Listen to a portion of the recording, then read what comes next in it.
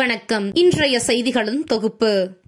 சென்னையில் தமிழக இளைஞர் நலன் மற்றும் விளையாட்டு மேம்பாட்டுத்துறை அமைச்சர் உதயநிதி ஸ்டாலின் அவர்களை நடந்து முடிந்த பாராளுமன்ற தேர்தலில் நாமக்கல் பாராளுமன்ற உறுப்பினராக தேர்ந்தெடுக்கப்பட்ட VS மாதேஸ்வரன் அவர்கள் KMDK பொதுச் செயலாளர் ER ஈஸ்வரன் MLA அவர்கள் முன்னிலையில் நேரில் சந்தித்து வாழ்த்து பெற்றார்.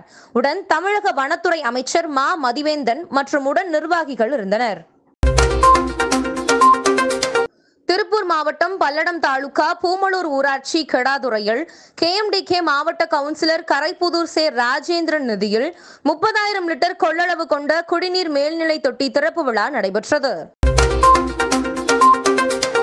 சென்னை ஓமந்தூர் முன்னாள் சட்டமன்ற உறுப்பினர் விடுதியில் தமிழ்நாடு சட்டமன்ற பேரவை 2023-2024 பொதுக்கணக்கு குழு சார்பாக நடைபெற்ற உயர்கல்வித்துறை மற்றும் கூட்டுறவு, உணவு மற்றும் நுகர்வோர் பாதுகாப்புத்துறை அதிகாரிகளுடன் இந்திய கணக்காய்வு மற்றும் தணிக்கைத்துறை தலைவரின் அறிக்கை மீதான விளக்க உரை சம்பந்தமாக நடைபெற்ற கூட்டத்தில் பொதுக்கணக்கு குழு உறுப்பினராக KMDK பொதுச் செயலாளர் ER ஈஸ்வரன் MLA அவர்கள் கலந்து கொண்டு ஆலோசனை மேற்கொண்டார்.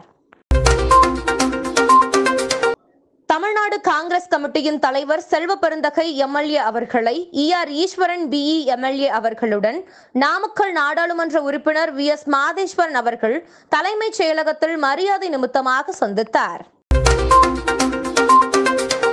கோவை பாராளுமன்ற தொகுதி உறுப்பினர் கணபதி ராஜ்குமார் அவர்கள் பெரியநாயக்கன்பாளையம் ஒன்றியத்திற்குட்பட்ட பகுதிகளில் நன்றி தெரிவிப்பதற்காக வருகை தந்தார்.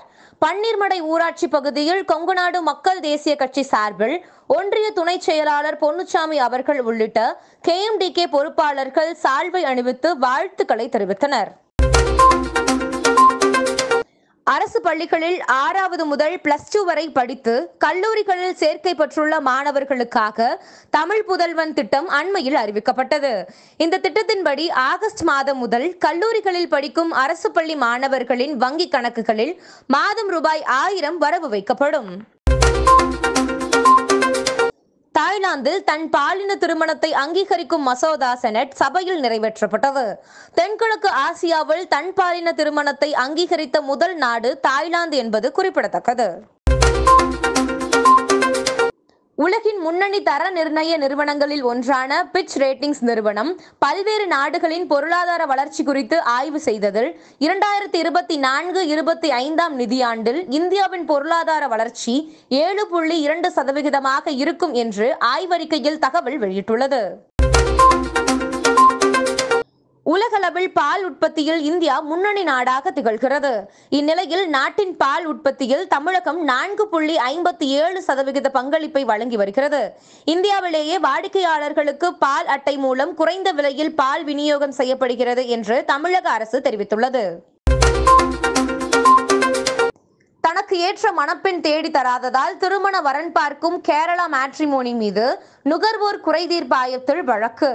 தொடர்ந்து ரூபாய் 32,100 இழப்பீடாக பெற்ற நபர் மாத சந்தாவை கட்டிய பிறகு தனது அழைப்புகளுக்கு செவிசாய்க்கவில்லை என வழக்கு தொடர்ந்துள்ளார்.